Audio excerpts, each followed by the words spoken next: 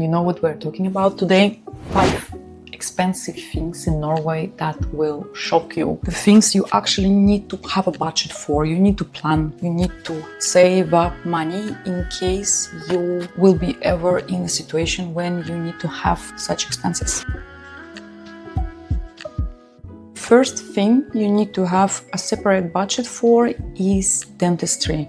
If you are unlucky and you need to fix your teeth in Norway, it will cost you $250 for just a simple caries treatment if you have a little hole. And God forbid you need to have a root treatment if you already have a very big pain and you need to remove your root. It is at least $1,000 for one tooth, guys, with 2 to 3 sessions. Each time I gave birth, I had to go fix my teeth, and it was these problems with roots. So I took the root cleaning and crown, I don't know how it's in English, crown on my tooth. It was at least $1,500 for each tooth. So you count. This you really need to take up a mortgage for a loan for fixing your teeth, guys. The second thing that you need to have a separate budget for is private medicine. Things happen in life, and yes, the medicine in Norway is free. The hospitals are more or less free, but as I already talked in this video about pros and cons, unfortunately the preventive medicine in Norway is not very great. And what happens usually, if you want a really good help, or you want them to have a blood test done, or it's something with your kids that need to be checked urgently, you will most probably need to go to a private clinic to do that, because if you just go to your GP, usually you need to wait in Oslo at least 1-2 weeks for appointment. My doctor was really busy. Depends on how busy doctor is. So you need to wait 1-2 weeks for this appointment. Then they will tell you this you cannot do, we cannot send you to specialists. So it's just easier and more convenient to go and get checked and get your medicines or the specialist treatment in private clinics. And usually one visit to a private doctor, just a general medicine, will cost you from $100. The expensive thing number 3, fees for breaking the laws if you're driving a car.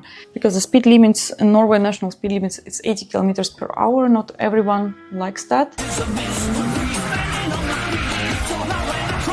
And it happens in a lot of places that they change speed limits, depends on the hour of the day. So, for example, when it's most likely that kids go from school, speed limits are changing. And if you're driving past the area and you don't know that there is a special speed limits that are changing based on the time of the day, you can end up in the situation when you speed more than 20 kilometers per hour. If the speed limits was 70 there and now it's 50 and you didn't know about it and you just drive past at 70, this is very expensive fee in Norway to pay. If you speed more than 20 kilometers per hour, I think it's 16,000 kroner, so $1,600. And depends on the speed you're going with. The more you're speeding, the more you pay.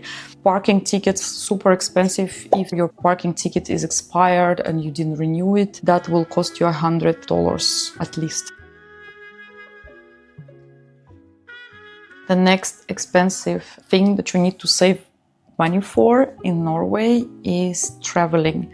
Yes, Norwegians love to travel, but with each year I think it's less and less possible because of how weak is Krona. You need to save up money for all of your travelings, especially with kids. Flights from Norway for some reason cost much more expensive than if you want to fly from Denmark or Sweden. Also, if you just want to travel inside the Norway itself, just like hiking, seeing fjords, going to see aurora on the north, the in-country flights cost crazy money. Trains are expensive, buses are expensive, hotels inside the Norway is very expensive.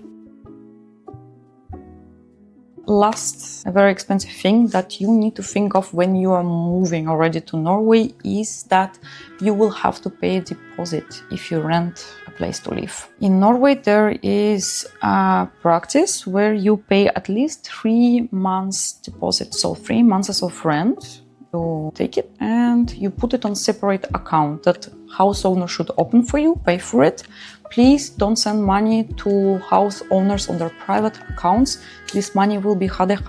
In the end, it's very difficult to prove something if you have some conflicts when you're moving out. So it has to be separate account where you deposit 3 months of rent. If you pay, for example, $2,000 per month, you will need to deposit $6,000. This is expense that not everyone can afford, of course, but that's a standard thing, and you will not find a flat that doesn't ask for a deposit. I hope you were as shocked as me when I moved to Norway first. And if you want to know more about unexpected costs that will wait for you when you're planning to move to Norway, watch this video next.